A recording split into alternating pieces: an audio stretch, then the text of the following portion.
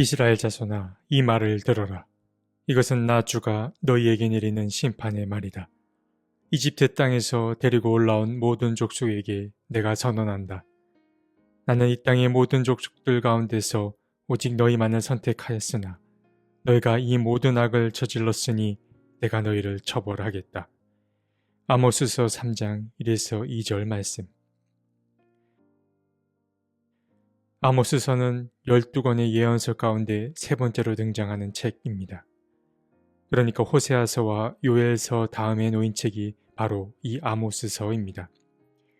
그런데 현재 우리가 보고 있는 성경의 순서상 이 아모스서가 세 번째 놓여 있는 책이긴 하나 이 아모스서를 12권의 예언서 가운데 가장 먼저 기록된 책이라고 여기기도 합니다. 그 이유는 예언서 중에는 정확한 기록 연대를 알 수 없는 책이 세 권이 있는데 이 책들은 요엘서, 오바댜서, 요나서입니다. 그러니까 확실한 기록 연대를 알 수 없는 이 세 권의 예언서를 제외한다면 이 아모스서가 예언서들 가운데 가장 먼저 기록된 책이라고 할 수 있습니다. 물론 아모스서를 비롯해서 호세아서, 미가서 모두 동일한 8세기에 기록된 책이긴 하나 이 아모스서가 이 책들에 비해 더 일찍 기록되었다 여겨지기에 이 아모스서를 예언서의 첫 책이라고 여깁니다. 그럼 이제 본문으로 들어가 보면 오늘 다룰 아모스서 3장에는 북이스라엘에 대한 심판과 그들이 심판당한 이유가 기록되어 있습니다. 그들이 하나님으로부터 심판받게 된 이유는 사회의 정의가 무너져 내렸기 때문입니다. 아모스는 이 아모스서 전체를 통하여 크게 두 가지를 고발합니다. 먼저 하나는 이스라엘 상류층 사람들의 이기주의입니다. 당시 이스라엘의 상류층 사람들은 자신들의 배를 불리기 위해 힘없는 자들을 착취했습니다. 그들은 자신들의 권력과 부와 명예를 부풀리기 위하여 가난한 농민들의 삶을 더 가난하게 만들었습니다. 아모스는 이러한 상황을 가만히 지켜볼 수 없었고 이와 같은 상류층 사람들의 만행은 하나님의 가르침에 정면으로 위배되는 일임을 선언하였습니다. 그리고 그가 고발하는 다른 한 가지는 예배입니다. 그는 예배에 대해서도 날카롭게 비판했습니다. 이스라엘 백성들은 서로 사이좋게 지낼 뿐만 아니라 바르게 행동할 필요가 있는데 이 이스라엘 백성들은 이러한 하나님의 요구를 따르는 신용만 그저 했을 뿐입니다. 그래서 만약 이스라엘 민족이 계속 이러한 가식적인 태도를 취한다면 하나님께 바치는 제사가 아무리 화려하고 요란하다 하여도 이 모든 행위는 하나님을 모독하는 행위인 것입니다. 오늘 본문은 아모스가 고발한 이러한 두 가지 내용 가운데의 첫 번째 내용인 바로 상류층 사람들로 인해 사회가 무너진 상황을 고발하고 있습니다. 아모스는 먼저 이렇게 말합니다. 이스라엘 자손아, 이 말을 들어라. 이것은 나 주가 너희에게 내리는 심판의 말이다. 이집트 땅에서 데리고 올라온 모든 족속에게 내가 선언한다.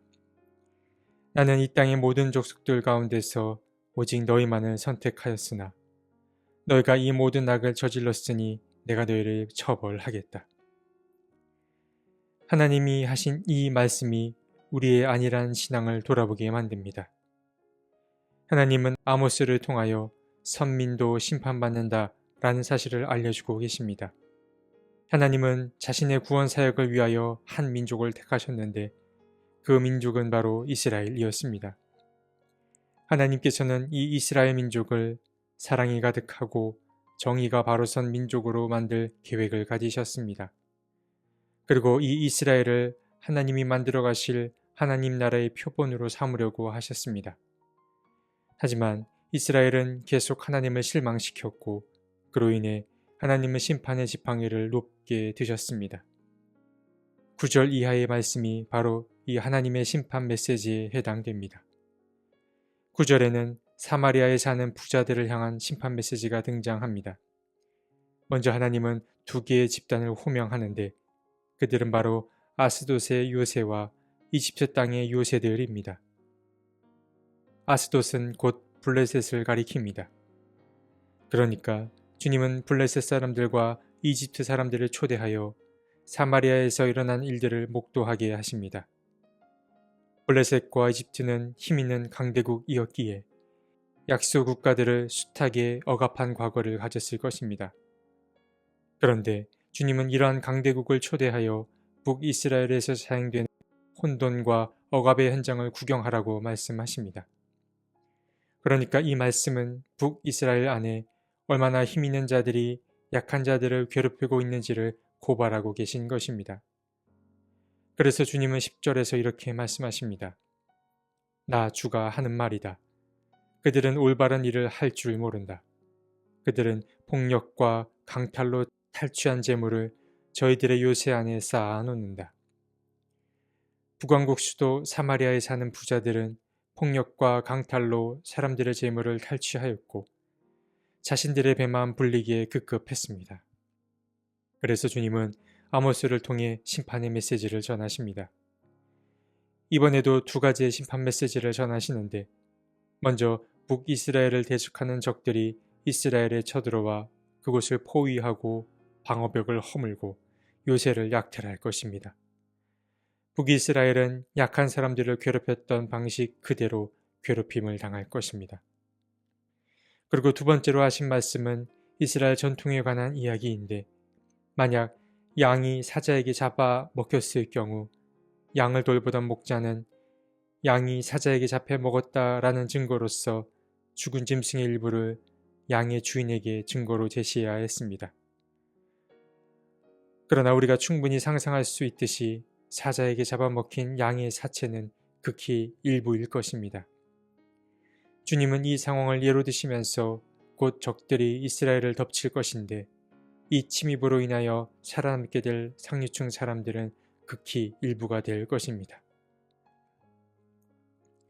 이어서 주님은 다시 9절의 말씀처럼 13절에 또 다른 증인들을 불러 세우시는데 그들은 초대를 받은 자들이자 동시에 고발당하는 자들입니다. 그들은 바로 야곱 가문의 사람들입니다. 이 말은 곧 하나님에게 선택된 백성이 하나님께 버림받게 됨을 일컫습니다. 이제 주님은 9절에서는 정치 중심지였던 사마리아에 내릴 심판을 전하셨다면 13절에서는 베델의 제단에 심판이 임할 거라 말씀하십니다. 여기서 베델의 제단이라는 것은 곧 종교 중심지를 일컫습니다. 물론 정치 중심지와 종교 중심지가 따로 언급되긴 하나 이는 곧 북이스라엘 전체를 향한 하느님의 심판 메시지라고 할 수 있습니다.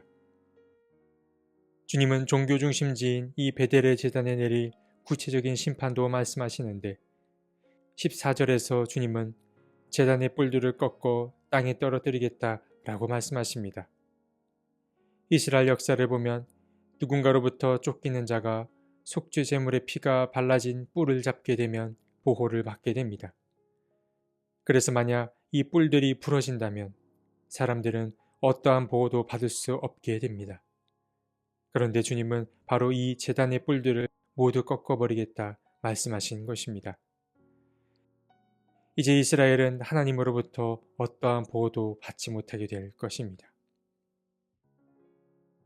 오늘 함께 나눈 아모스서 3장은 북이스라엘이 심판받게 된 이유 가운데 한 가지와 또 그들이 받게 될 심판이 무엇인지를 들려주었습니다.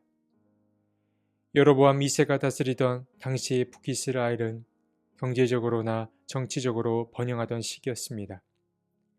그래서 경제가 부흥하면서 부유한 사람들은 더 부유해지는 가운데 점점 더 부패해져 갔습니다.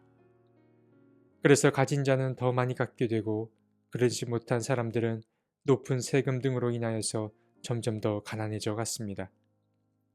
아모스는 이처럼 가난하고 힘없는 이들을 억압하는 상류층 사람들에게 아주 매섭게 그 책임을 묻고 있습니다.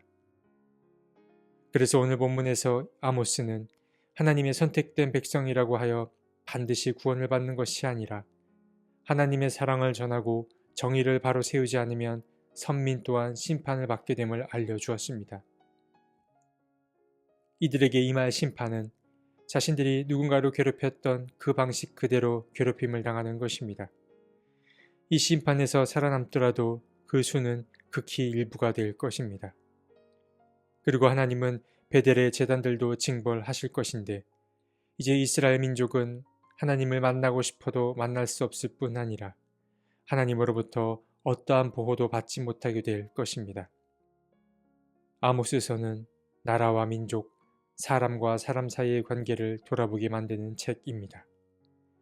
힘과 권력을 가진 이들이 힘없고 약한 사람들을 함부로 대하는 것, 또 누군가가 또 다른 누군가를 억압하거나 착취하는 일은 하나님의 심판을 속히 부르는 행위입니다.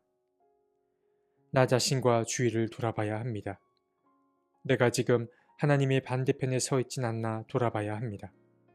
그리고 일상을 성실히 살아가는 평범한 사람들이 큰 힘과 권력에 의해 고통받지 않나 돌아봐야 합니다. 나를 통해 이 땅에 하나님의 나라가 시작될 수 있기를 간절히 바라봅니다. 하나님, 내가 발딛고 서 있는 이 땅을 돌아봅니다. 나로 인해 누군가 고통을 당하고 있진 않은지 돌아보게 해 주시고, 나와 내 이웃이 커다란 힘에 눌려 어려움을 겪고 있진 않은지도 돌아보게 해 주십시오. 주님, 나를 통하여 이 땅에 하나님의 나라가 시작되게 해 주십시오. 아멘.